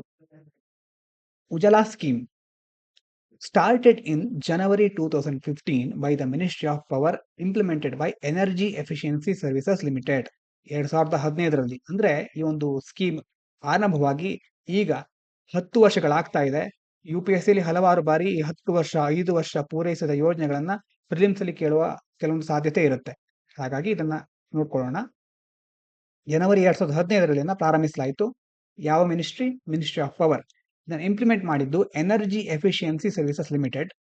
ಇದರ ಮುಖ್ಯ ಆಬ್ಜೆಕ್ಟಿವ್ ಏನಾಗಿತ್ತು, ಉದ್ದೇಶ ಏನಾಗಿತ್ತು ಅಂತಂದ್ರೆ promote energy efficiency in house holds by replacing traditional bulbs and CFLs with LED bulbs. ಮುಖ್ಯವಾಗಿ ಮನೆಗಳಲ್ಲಿರುವ ಟ್ರೆಡಿಷನಲ್ ಬಲ್ಬ್, ಹಳೆ ಬಲ್ಬ್ಗಳಿರುತ್ತಲ್ವಾ, ಅಥವಾ ಸರಿಯಾದ ರೀತಿಯಲ್ಲಿ ಅವುಗಳನ್ನ ರಿಪ್ಲೇಸ್ ಮಾಡಿ ಆ ಹಳೆ ಬಲ್ಬ್ಗಳ ಬದಲು CFL ಬಲ್ಬ್ಗಳ ಬದಲು LED ಬಲ್ಬ್ಗಳನ್ನ ಅಲ್ಲಿ ನಾವು ಸ್ಥಾಪಿಸೋದು. ಟಾರ್ಗೆಟ್ ಏನಾಗಿತ್ತು ಇದರದ್ದು? Replace 77 crore traditional bulbs and 3.5 crore street lights with LEDs. ಸುಮಾರು 77 ಕೋಟಿ ಹಳೆ ಬಲ್ಬ್ಗಳು, ಟ್ರೆಡಿಷನಲ್ ಬಲ್ಬ್ಗಳು, ಮತ್ತೆ 3.5 ಕೋಟಿ ಸ್ಟ್ರೀಟ್ ಲೈಟ್ಗಳು, ಬೀದಿ ದೀಪಗಳನ್ನ ಆ ಬಲ್ಬ್ಗಳ ಬದಲಾಗಿ LEDಗಳನ್ನ ಅಲ್ಲಿ ಸ್ಥಾಪಿಸೋದು ಇದರ ಟಾರ್ಗೆಟ್ ಆಗಿತ್ತು. ಅಚೀವ್ಮೆಂಟ್ಸ್ ಹಾಗಾದ್ರೆ 10 ವರ್ಷದಲ್ಲಿ ಏನೇನು ಸಾಧನೆ ಆಗಿದೆ? LED ಬಲ್ಬ್ಸ್ ಡಿಸ್ಟ್ರಿಬ್ಯೂಟೆಡ್ ಎಷ್ಟು? 36.87 ಕೋಟಿಯಷ್ಟು LED ಬಲ್ಬ್ಗಳನ್ನ ಡಿಸ್ಟ್ರಿಬ್ಯೂಟ್ ಮಾಡಿದ್ದಾರೆ. ಎಲೆಕ್ಟ್ರಿಸಿಟಿ ಸೇವ್ಡ್ ಆನ್ಯುವಲಿ, ಪ್ರತಿ ವರ್ಷ 19,153 ಕೋಟಿ ರೂಪಾಯಿಗಳಷ್ಟು ಎಲೆಕ್ಟ್ರಿಸಿಟಿ ಸೇವ್ ಆಗಿದೆ. ಎನರ್ಜಿ ಸೇವ್ಡ್ ಆನ್ಯುವಲಿ ಅಂದ್ರೆ ಪ್ರತಿ ವರ್ಷ ಎಷ್ಟು ಎನರ್ಜಿ ಸೇವ್ ಆಗಿದೆ ಅಂತಂದ್ರೆ 47,883 ಮಿಲಿಯನ್ ಕಿಲೋವ್ಯಾಟ್ ಅಷ್ಟು ಶಕ್ತಿ ಉಳಿತಾಯವಾಗಿದೆ. Carbon emissions reduced 3.87 crore tons annually, ಪ್ರತಿ ವರ್ಷ ಸುಮಾರು 3.87 ಕೋಟಿಯಷ್ಟು ಕಾರ್ಬನ್ ಎಮಿಷನ್, ಇಂಗಾಲದ ಒಂದು ಎಮಿಷನ್ ಆಗ್ತಾ ಇರುತ್ತಲ್ವಾ, ಅದು ರೆಡ್ಯೂಸ್ ಆಗಿದೆ, ಕಡಿಮೆ ಆಗಿದೆ. ಕೀ ಫೀಚರ್ಸ್ ಏನಾಗಿತ್ತು ಇದರದ್ದು? World's largest zero subsidy LED distribution scheme ಅಂತಂದ್ರೆ ಜಗತ್ನಲ್ಲೇ ಅತ್ಯಂತ ದೊಡ್ಡದಾದ zero subsidy LED distribution scheme. Zero subsidy ಅಂತಂದ್ರೆ ಸರ್ಕಾರ ಇಲ್ಲಿ ಸಬ್ಸಿಡಿಗಳನ್ನ ಕೊಡ್ತಾ ಇಲ್ಲ, ಬದಲಾಗಿ ಯಾವುದೋ ಒಂದು ಕಂಪನಿಯಿಂದ ಅಥವಾ ಬೇರೆ ಬೇರೆ ಉತ್ಪಾದಕ ಘಟಕಗಳಿಂದ ಹೋಲ್ಸೇಲ್ ಆಗಿ LEDಗಳನ್ನ ಖರೀದಿಸೋದು, ಆಮೇಲೆ ಅದನ್ನ ಜನರಿಗೆ ಮಾರಾಟ ಮಾಡೋದು. ಅಂದ್ರೆ ಸಬ್ಸಿಡಿ ಇರೋದಿಲ್ಲ ಇಲ್ಲಿ. ಹಾಗಾಗಿ ಇದು zero subsidy LED distribution scheme, LEDಗಳನ್ನ ಡಿಸ್ಟ್ರಿಬ್ಯೂಟ್ ಮಾಡೋದು. Made LED bulbs affordable by lowering retail prices from 300-350 to 70-80 through procurement and bulk purchasing. ಅಂದ್ರೆ ದೊಡ್ಡ ಮಟ್ಟದಲ್ಲಿ ಹೋಲ್ಸೇಲ್ ಆಗಿ ಖರೀದಿಸೋದು ಅಂತ ಹೇಳ್ತೇವಲ್ವಾ, ಹಾಗೆ ಖರೀದಿ ಮಾಡಿಕೊಂಡು 300-350 ರೂಪಾಯಿಗಳ ಬಲ್ಬ್ ಅನ್ನ ಸುಮಾರು 70-80 ರೂಪಾಯಿಗಳ ತನಕ ಕಡಿಮೆ ಮಾಡಿ ಜನರಿಗೆ ನೀಡಲಿಕ್ಕೆ ಸಾಧ್ಯ ಆಗ್ತಿತ್ತು. ಈ ಒಂದು ಯೋಜನೆಯ ಮೂಲಕ ನೀಡ್ತಾ ಇದ್ರು. Self help groups involved for distribution in low income communities. ಮುಖ್ಯವಾಗಿ ಸ್ವಸಹಾಯ ಸಂಘಗಳನ್ನ ಈ ಡಿಸ್ಟ್ರಿಬ್ಯೂಷನ್ ಪ್ರೊಸೆಸ್ ನಲ್ಲಿ ಲೋ ಇನ್ಕಮ್ ಕಮ್ಯುನಿಟಿ ಅಂದ್ರೆ ಹಿಂದುಳಿದ ಮತ್ತೆ ಅಲ್ಪಸಂಖ್ಯಾತ ವರ್ಗಗಳಿಗೆ ಈ ಒಂದು LED ಬಲ್ಬ್ಗಳ ವಿತರಣೆಯಲ್ಲಿ ಸ್ವಸಹಾಯ ಸಂಘಗಳು ಹೆಚ್ಚಿನ ದೊಡ್ಡ ಪಾತ್ರವನ್ನ ವಹಿಸಿದ್ವು. ಎಲಿಜಿಬಿಲಿಟಿ ಏನು ಇದಕ್ಕೆ? Domestic house holds with metered electricity connection. ಯಾವುದೇ ಒಂದು ಮನೆ ಎಲೆಕ್ಟ್ರಿಕ್ ಮೀಟರ್ ಅನ್ನು ಹೊಂದಿರುವಂತದ್ದು ಮತ್ತೆ ವಿದ್ಯುತ್ ಸಂಪರ್ಕವನ್ನು ಹೊಂದಿರುವಂತಹ ಮನೆಗೆ ಈ ಒಂದು LED ಬಲ್ಬ್ಗಳನ್ನ ಖರೀದಿಸಲಿಕ್ಕೆ ಎಲಿಜಿಬಿಲಿಟಿ ಇದೆ. LED bulbs can be purchased via EMI or upfront payments. ಅಂತಂದ್ರೆ EMI ಮೂಲಕ ಅದನ್ನ ಆಮೇಲೆ ಎಲೆಕ್ಟ್ರಿಸಿಟಿ ಬಿಲ್ಗೆ ಕನ್ಸಿಡರ್ ಮಾಡ್ತಾರೆ, ಅಥವಾ ಒಂದೇ ಸಾರಿ ಪೇಮೆಂಟ್ ಮಾಡುವ ಮೂಲಕವೂ ಸಹ ಬಲ್ಬ್ಗಳನ್ನ ಪರ್ಚೇಸ್ ಮಾಡಲಿಕ್ಕೆ ಸಾಧ್ಯ ಆಗುತ್ತೆ. ಮುಂದಿನ ವಿಷಯ ಟೋಡಾ ಟ್ರೈಬ್. UPSCಲಿ ಹಲವಾರು ಬಾರಿ ಟ್ರೈಬ್ಗಳ ಕುರಿತಾಗಿ ಕೇಳ್ತಾ ಇರ್ತಾರೆ. ಈ ಟೋಡಾ ಟ್ರೈಬ್ ಬಗ್ಗೆ ತಿಳ್ಕೊಳ್ಳೋಣ. ಲೊಕೇಶನ್ ಎಲ್ಲಿ ಬರ್ತವೆ ಇವು? Reside in the upper Nilgiris plateau, ತಮಿಳುನಾಡಿನ ಅಪ್ಪರ್ ನೀಲಗಿರಿ ಪ್ಲಾಟು ಅಲ್ಲಿ ಟೋಡಾ ಟ್ರೈಬ್ಗಳು ಕಂಡು ಬರ್ತಾರೆ. Among the oldest ethnic group in the region. ಈ ಒಂದು ರೀಜನ್ ನಲ್ಲಿ ಅತ್ಯಂತ ಓಲ್ಡೆಸ್ಟ್, ಬಹಳ ಹಿಂದಿನ ಕಾಲದಿಂದ ಬಂದಂತಹ ಒಂದು ಎಥ್ನಿಕ್ ಗ್ರೂಪ್ಗಳು, ಹಳೆಯ ಜನಾಂಗಗಳು ಇವು. Language, they have their own unique language without script. ಅಂದ್ರೆ ಲಿಪಿ ಇಲ್ಲದ ಅವರದೇ ಆದ ಒಂದು ಭಾಷೆಯನ್ನು ಅವರು ಹೊಂದಿದ್ದಾರೆ. Settlements live in hamlets called munds. Hamlet ಅಂತಂದ್ರೆ ಚಿಕ್ಕ ಗ್ರಾಮಗಳಲ್ಲಿ ಇವರು ವಾಸಿಸ್ತಾರೆ, ಅದಕ್ಕೆ ಮುಂಡ್ಸ್ ಅಂತ ಕರೀತಾರೆ. ಆಕ್ಯುಪೇಷನ್, ಏನ್ ಮಾಡ್ಕೊಳ್ತಾರೆ ಅವರು ಜೀವನಾಧಾರಕ್ಕೆ ಅಂತಂದ್ರೆ depend on buffalo herding and embroidery for livelihood. ಮುಖ್ಯವಾಗಿ ಎಮ್ಮೆ ಸಾಕಣೆಗಳು ಮತ್ತೆ ಎಂಬ್ರಾಯ್ಡರಿ, ಕುಸೂರಿ ಕಲೆಗಳು ಮತ್ತೆ ಬಟ್ಟೆಗೆ ಸಂಬಂಧಿಸಿದ ಎಂಬ್ರಾಯ್ಡರಿಗಳನ್ನ ಅವರು ತಮ್ಮ ಜೀವನಾಧಾರಕ್ಕೋಸ್ಕರ ಮಾಡ್ತಾರೆ. Renowned for their red and black embroidery are on white fabrics which holds GI tag. ಇದು ಮುಖ್ಯ. Red and black embroidery on white fabrics. ಇದನ್ನ ಯಾವ ಒಂದು ಟ್ರೈಬ್ ಮಾಡ್ತಾ ಇದೆ? ಟೋಡಾ ಟ್ರೈಬ್. ಅದಕ್ಕೆ GI ಟ್ಯಾಗ್ ಸಹ ಇದೆ. ಫೆಸ್ಟಿವಲ್ ಸೆಲಿಬ್ರೇಟ್ ಮಾಟ್ವೆತ್ ಅಂದ್ರೆ ಬಫೋಲೋ ಫೆಸ್ಟಿವಲ್ ಇದು. ಇದನ್ನ ಪ್ರತಿ ವರ್ಷ ಆನ್ಯುವಲ್ ಆಗಿ ಆಚರಿಸ್ತಾರೆ. Marking the new year on the last Sunday of December R the first Sunday of ಜನವರಿ. ಹೊಸ ವರ್ಷ ಬಂದಾಗ ಡಿಸೆಂಬರ್ನ ಕೊನೆಯ ವಾರ ಅಥವಾ ಕೊನೆಯ ಭಾನುವಾರ ಅಥವಾ ಜನವರಿಯ ಮೊದಲ ಭಾನುವಾರ ಈ ಒಂದು ಮಾಟ್ವೆಟ್ ಅನ್ನೋ ಒಂದು ಆಚರಣೆಯನ್ನ ಇವರು ಉತ್ಸವವನ್ನು ಆಚರಿಸ್ತಾರೆ. ಬಫೆಲೋ ಫೆಸ್ಟಿವಲ್ ಅಂತ ನಾವು ಇದಕ್ಕೆ ಕರೀತಾರೆ. ಮುಂದಿನ ವಿಚಾರ Twigstats and genetic analysis methods. ಏನಿದು ಟ್ವಿಗ್ ಸ್ಟ್ಯಾಟ್ಸ್ ಅಂತಂದ್ರೆ it's a new tool that helps scientist study ancestry family history more accurately. ಮುಖ್ಯವಾಗಿ ಒಂದು ಫ್ಯಾಮಿಲಿಯ ಹಿಂದಿನ ಹಿಸ್ಟ್ರಿಗಳನ್ನ ಸ್ಟಡಿ ಮಾಡಲಿಕ್ಕೆ ಈ ಒಂದು ಟ್ವಿಗ್ ಸ್ಟ್ಯಾಟ್ಸ್ ಅನ್ನೋ ಒಂದು ಸಾಧನವನ್ನು ಬಳಸ್ತಾರೆ. It improves the power of existing methods and reduces errors in research. ಈ ಒಂದು ಟೂಲ್ನಿಂದಾಗಿ ಸಾಧನದಿಂದಾಗಿ ಈಗಾಗಲೇ ಯೂಸ್ ಮಾಡ್ತಾ ಇರ್ತೀವಲ್ವ ಮೆಥಡ್, ಅದರಲ್ಲಿ ಆಗುವ ದೋಷಗಳು ಕಡಿಮೆ ಆಗ್ತಾ ಇವೆ. ಹಾಗಾಗಿ ಇದು ಇನ್ನಷ್ಟು ಎಫಿಷಿಯಂಟ್, ಹೆಚ್ಚು ಒಳ್ಳೆಯದು ಅಂತ ಸೈಂಟಿಸ್ಟ್ಗಳು ಹೇಳ್ತಾರೆ. This tool can focus on specific time periods in history and give more detailed information about individual ancestry. Correct ಆಗಿ ಒಂದು ಕುಟುಂಬದ ಹಿನ್ನೆಲೆ ಹೇಗೆ, ಅದರ ಜೀನ್ ಮತ್ತೆ DNA ಅಲ್ಲಿ ಯಾವ್ಯಾವ ಬದಲಾವಣೆಗಳಾಗಿತ್ತು ಅನ್ನೋದ್ರ ಎಲ್ಲದರ ಸ್ಪೆಸಿಫಿಕ್ ಡೀಟೇಲ್ಸ್ ಅನ್ನ ಈ ಒಂದು ಟೂಲ್ ಮೂಲಕ ನಾವು ತಿಳ್ಕೋಬಹುದು. ಮತ್ತೆ ಇಂಡಿವಿಜುವಲ್ ಪ್ರತಿ ಕುಟುಂಬಕ್ಕಾಗಿ ಹೊಸದಾಗಿ ನಾವು ಇದನ್ನ ಉಪಯೋಗಿಸ್ಕೊಳ್ಬಹುದು. It is written in C++, ಆ ಒಂದು ಪ್ರೋಗ್ರಾಮಿಂಗ್ ಲ್ಯಾಂಗ್ವೇಜ್ ಅದು C++ ಅನ್ನೋದು. ಅದರಲ್ಲಿ ಇದನ್ನ ಆ ಒಂದು ಕೋಡ್ ನ ಮೂಲಕ ಇದನ್ನ ಬರ್ತಿದ್ದಾರೆ. ಅಂಡ್ ಯೂಸಸ್ ಆರ್ ಅಂತಂದ್ರೆ ಆರ್ ಪ್ರೋಗ್ರಾಮಿಂಗ್ ಲ್ಯಾಂಗ್ವೇಜ್ ನ ಸ್ಟ್ಯಾಟಿಸ್ಟಿಕ್ಸ್ ಅಂದ್ರೆ ಅಂಕಿಅಂಶಗಳಿಗಾಗಿ ಉಪಯೋಗಿಸ್ತೇವೆ. C++ ಮತ್ತೆ ಆರ್ ಅನ್ನ ಯೂಸ್ ಮಾಡಿಕೊಂಡು ಈ ಟೂಲ್ ಅನ್ನ ಡೆವಲಪ್ ಮಾಡಿದ್ದಾರೆ. ಜೆನೆಟಿಕ್ ಅನಾಲಿಸಿಸ್ ಮೆಥಡ್ಸ್ ಅಂದ್ರೆ ಬೇರೆ ಬೇರೆ ಜೆನೆಟಿಕ್ ಅನಾಲಿಸಿಸ್ ಮೆಥಡ್ಗಳು ಯಾವ್ಯಾವ್ದಿದೆ ಅಂತ. SNPs single nucleotide polymorphism. ಏನಂತಂದ್ರೆ this method looks at tiny changes in DNA to understand the genetic history of people from ancient times. ಜನರ ಬಹಳ ದೀರ್ಘಕಾಲದ ಒಂದು ಏನ್ಷಿಯಂಟ್ ಟೈಮ್ಗಳಿಂದ, ಹಿಂದಿನ ಕಾಲದಿಂದ ಅವರ ಜೆನೆಟಿಕ್ ಹಿಸ್ಟ್ರಿ ಹೇಗಿತ್ತು, ಜೀನ್ಗಳಲ್ಲಿ ಯಾವ್ಯಾವ ಬದಲಾವಣೆಗಳಾಗಿದೆ ಅನ್ನೋದನ್ನ ತಿಳ್ಕೊಳ್ಳಿಕ್ಕೆ ಚಿಕ್ಕ ಚಿಕ್ಕ ಬದಲಾವಣೆಗಳನ್ನು ಸಹ, ಟೈನಿ ಚೇಂಜಸ್ಗಳನ್ನು ಸಹ ಈ ಒಂದು ಮೆಥಡ್ ಇಂದ ನಾವು ಕಂಡು ಹಿಡಿಯಬಹುದು. ಯಾವುದು ಇದು? Single nucleotide polymorphisms. It works best with high quality DNA. ತುಂಬಾ ಒಳ್ಳೆಯ ಕ್ವಾಲಿಟಿ DNA ಇದ್ದಾಗೆ ತುಂಬಾ ಚೆನ್ನಾಗಿ ವರ್ಕ್ ಆಗುತ್ತೆ. But can be difficult to use in studying closely related people. ಅಂದ್ರೆ ಕ್ಲೋಸ್ ರಿಲೇಟಿವ್ಸ್ ಇರ್ತಾರಲ್ವಾ, ಅವರ DNA ಒಳಗಡೆ ಅಥವಾ ಅವರೊಂದು ಜೀನ್ ಒಳಗಡೆ ಇರುವಂತಹ ಭೇದಗಳನ್ನ, ಭಿನ್ನಾಭಿಪ್ರಾಯಗಳನ್ನ, ಚೇಂಜಸ್ ಗಳನ್ನ ಕಂಡು ಹಿಡಿಯಲಿಕ್ಕೆ ಇದರಲ್ಲಿ ಸ್ವಲ್ಪ ಕಷ್ಟ. ಎರಡನೇದು haplotypes. This method looks at patterns in DNA that are shared between ancestors. Ancestor ಅಂತಂದ್ರೆ ನಮ್ಮ ಪೂರ್ವಜರು, ಪೂರ್ವಜರ ನಡುವಿನ ಎರಡು ಪೂರ್ವಜರ ನಡುವಿನ DNA ಯಲ್ಲಿ ಏನೇನು ಶೇರ್ ಆಗಿದೆ, ಮತ್ತೆ ಯಾವ ಹೋಲಿಕೆ, ಸಾಮ್ಯತೆಗಳು, ಬೇರೆ ಬೇರೆ ವಿಧಾನಗಳು ಯಾವ್ಯಾವ್ದಿದೆ ಅನ್ನೋದನ್ನ ಚೆಕ್ ಮಾಡಲಿಕ್ಕೆ ಈ ಮೆಥಡ್ ಅನ್ನು ಯೂಸ್ ಮಾಡ್ತಾರೆ. Helping scientist to see how people are related over time. ಕಾಲ ಕಳೆದ ಹಾಗೆ ಹೇಗೆ ರಿಲೇಷನ್ಸ್ ಬೆಳೀತು, ಬೇರೆ ಬೇರೆ ಜನಾಂಗಗಳು ಒಂದಕ್ಕೊಂದು ಹೇಗೆ ಪರಸ್ಪರ ಸಂಪರ್ಕ ಹೊಂದವು ಅನ್ನೋದನ್ನ ಈ ಹ್ಯಾಪ್ಲೋಟೈಪ್ಸ್ ಇಂದ ನಾವು ಕಂಡುಹಿಡ್ಕೋಬಹುದು. It gives a clear picture of ancestry and how families are connected. ಮೊದಲೇ ಹೇಳಿದಾಗೆ ಹಿಂದಿನಿಂದ ಹೇಗೆ ಫ್ಯಾಮಿಲೀಸ್ಗಳು ಕನೆಕ್ಟ್ ಆಗ್ತಾ ಬಂದಿವೆ ಅನ್ನೋದ್ರ ಬಗ್ಗೆ ಇದು ಕ್ಲಿಯರ್ ಆದ ಪಿಕ್ಚರ್ ಅನ್ನ ಕೊಡುತ್ತೆ. Next genealogical tree. This method builds family trees using ancient and modern DNA to understand where people came from and how populations changed over time. ಕಾಲಾನುಕ್ರಮದ ಹಾಗೆ ಹೇಗೆ ಜನಾಂಗಗಳು, ಜನಸಂಖ್ಯೆ ಮತ್ತೆ ಅವುಗಳ ಜೀನ್ಗಳು ಹೇಗೆ ಬದಲಾಗ್ತಾ ಬಂತು, ಅವುಗಳ DNA ಯಲ್ಲಿ ಯಾವ್ಯಾವ ಚೇಂಜಸ್ ಆಯಿತು ಅನ್ನೋದನ್ನ ಫ್ಯಾಮಿಲಿ ಟ್ರೀಗಳ ಮೂಲಕ ಇಲ್ಲಿ ನಾವು ತಿಳ್ಕೊಳ್ತೇವೆ. ಇದಕ್ಕೆ ಏನಂತ ಕರಿತೇವೆ? ಜೀನಿಯಾಲಜಿಕಲ್ ಟ್ರೀ. ಇವಿಷ್ಟು ಇವತ್ತಿನ ಮುಖ್ಯ ಅಂಶಗಳು. ನಿಮಗೆ ಪ್ರಾಕ್ಟೀಸ್ಗೋಸ್ಕರ ಒಂದು ಮೇನ್ಸ್ ಕ್ವಶನ್ ಇದೆ. Discuss the challenges and benefits of the UGC's accelerated and extended degree programs under the national education policy. ಮೊದಲೇ ಹೇಳಿದಾಗೆ ಎಕ್ಸಲರೇಟೆಡ್ ಮತ್ತೆ ಎಕ್ಸ್ಟೆಂಡೆಡ್ ಅನ್ನೋ ಎರಡು ಡಿಗ್ರಿ ಪ್ರೋಗ್ರಾಮ್ಗಳನ್ನ UGC ಜಾರಿಗೊಳಿಸ್ತಾ ಇದೆ. ಅದರ ಚಾಲೆಂಜ್ಗಳು ಏನು ಮತ್ತೆ ಅದರ ಬೆನಿಫಿಟ್ಗಳು ಏನು ಅಂತ ಆನ್ಸರ್ ರೈಟಿಂಗ್ ಅಲ್ಲಿ ಪ್ರಾಕ್ಟೀಸ್ ಮಾಡಿ. ಪ್ರಿಲಿಮ್ಸ್ಗಾಗಿ ಕ್ವಶನ್ ಇದೆ. Consider the following statements. DNA barcoding can be a tool to assess the age of a plant or animal, distinguish among species that look alike, identify undesirable animal or plant materials in processed foods. ಇದರಲ್ಲಿ ಸರಿಯಾದ ಉತ್ತರವನ್ನ ನಿಮಗೆ ತಿಳಿದಿದ್ದರೆ comment ಮಾಡಿ, ಉತ್ತರ ತಿಳಿದಿಲ್ಲದಿದ್ದರೆ ತಿಳ್ಕೊಂಡು comment ಮಾಡಿ. ಅಂದ್ರೆ ಇಲ್ಲಿ ಆಪ್ಷನ್ಗಳಿದೆ 1 ಓನ್ಲಿ, 3 ಓನ್ಲಿ, 1 and 2, 2 and 3. ಮುಖ್ಯವಾಗಿ ಯಾಕೆ ಇದೊಂದು PYQ ಯಾಕೆ ಕೊಟ್ಟಿದ್ದು ಅಂತಂದ್ರೆ DNA ಜೀನ್ಗಳು ಇದಕ್ಕೆ ಸಂಬಂಧಪಟ್ಟ ಯಾವುದೇ ವಿಚಾರಗಳಿದ್ರು UPSC ಪದೇ ಪದೇ ಕೇಳ್ತಾ ಇದ್ದಾರೆ.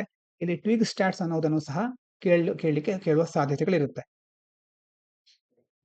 ಇನ್ನು ಇವತ್ತಿನ ವೊಕ್ಯಾಬುಲರಿಗಳನ್ನು ನೋಡೋದಾದ್ರೆ, ಮೊದಲನೇದು ಇಂಪೆಡಿಮೆಂಟ್ಸ್ ಅಂದ್ರೆ ಅಡೆತಡೆಗಳು, obstacles, hindrances, barriers, road blocks ಅಂತ ಅದನ್ನ ಕರೀತೇವೆ.